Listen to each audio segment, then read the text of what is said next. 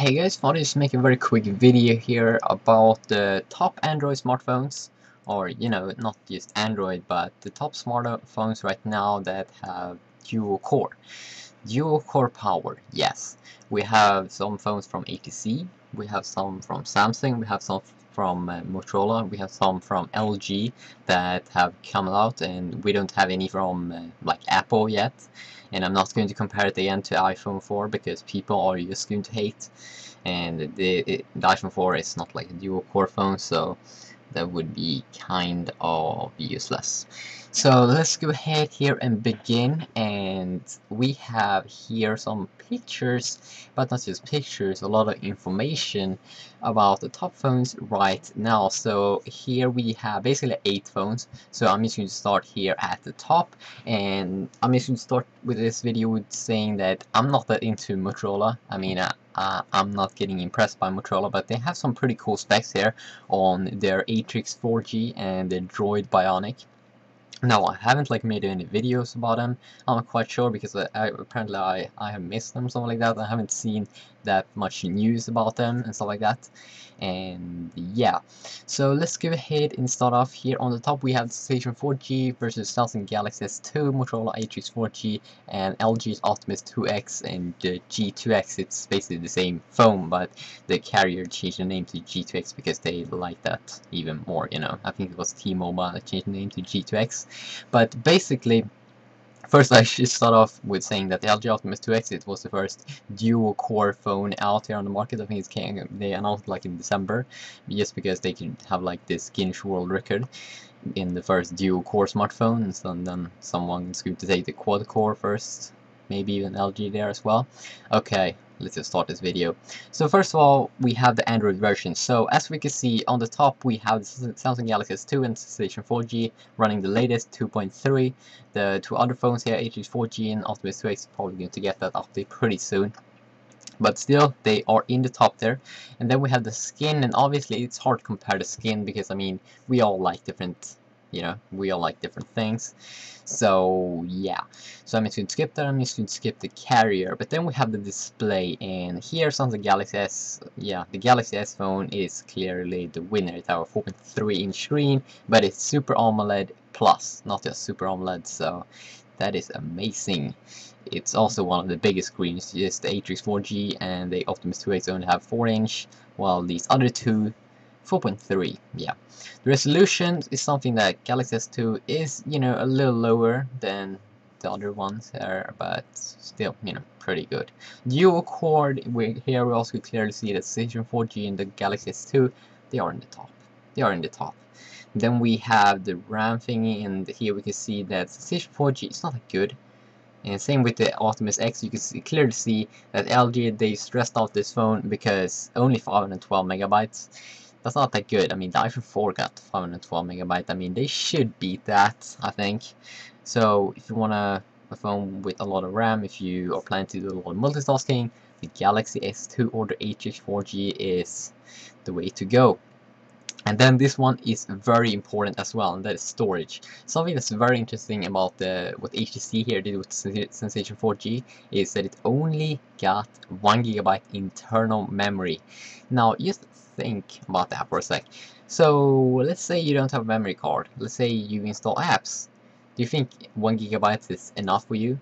I mean, sure, you could install apps on a micro SD card, but is that so good? I mean, if you take out your SD card, then you won't have your apps. And I've even heard that some apps you can't even install them just because it's a SD card and you have to install them internally. So I don't really get it. Why? Just 1 GB? Why?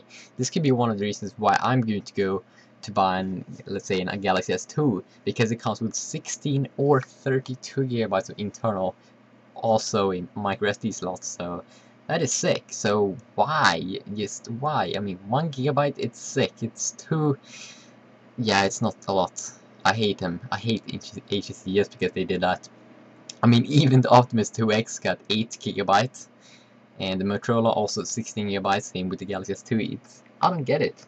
Then we had a front camera. Both, obviously, these phones, they have dual cameras, and here we clearly can see that most of them got VGA, Station 4G and Atrix 4G VGA. Then the Galaxy S2, I assume that 2 megapixel must be better than a VGA camera. Rear camera, pretty important. I mean, I don't think that many people use the front-facing camera that much, if they use like FaceTime and stuff like that, but you know, I don't think people use it that much. I think most people, you know, only care about the rear camera here, and here you see that 3 of these have the 8 megapixel LED flash. That's very good. Motorola Atrix 5 megapixel. Come on, you could do better. You can do better. Also, if you're planning on doing a lot of video, same here. You can see that 1080p is both on Station 4G and the Galaxy S2, and that they both make it at 30 FPS. The LG Optimus 2X only 24 FPS. And that H4G is going to get 1080p later. Interesting. Also here, if you're planning on getting a 4G phone, then you definitely should go for the Galaxy S2 of these 4 here, because it comes with 21.1 megabits per second HSPA plus. That is amazing. That is crazy. If you want a phone with a lot of battery, maybe go for a Motorola H4G instead, because it comes with 1930 milliamps. That is crazy. And then after that we have the Galaxy S2 coming in at 1650, and that's not that bad, you know. Also here you can see the thinnest phone here is obviously the Galaxy S2. So we can clearly see that the Galaxy S2, it is pro on a lot of things, and it doesn't weigh that much either, but seriously, it's under 1 centimeter in thickness.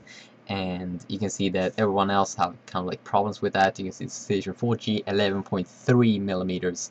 So I would say clearly that the winner here is, you know, Galaxy S2. It's just the best phones overall. Got the best specs, and then if you want a phone that lasts long, you know, maybe you should go with Htc 4J. It just have the Android 2.2. Maybe it doesn't, you know, consume that much battery as you would do if you had Gingerbread 2.3, but hey, I don't know. So yeah, that is the first couple of phones here. Then we have 3 more phones here that I'm just going to take here a little quick. You also have Station 4G, but hey, we already you know, talked about that. But we have the Htc Evo 3D, and it's kind of like the Station 4G, but we have some things that is different. First of all, it's a 3D phone.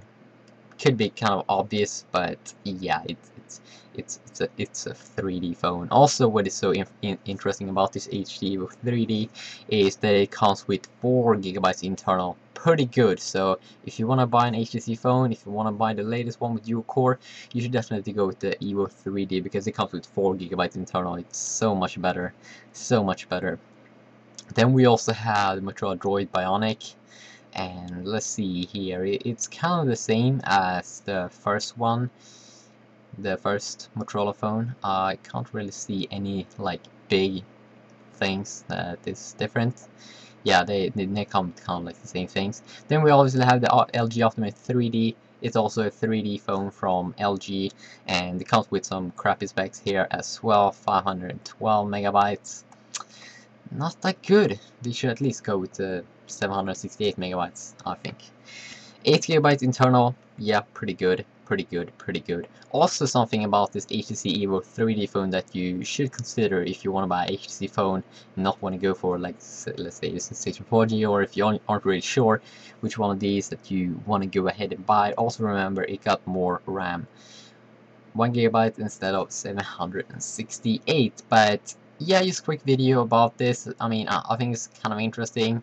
I'm not going to go over exactly all the specs, because I think that's kind of boring, but clearly we can say that the winner right now, the best dual core phone overall, it's definitely Samsung Galaxy S2. See.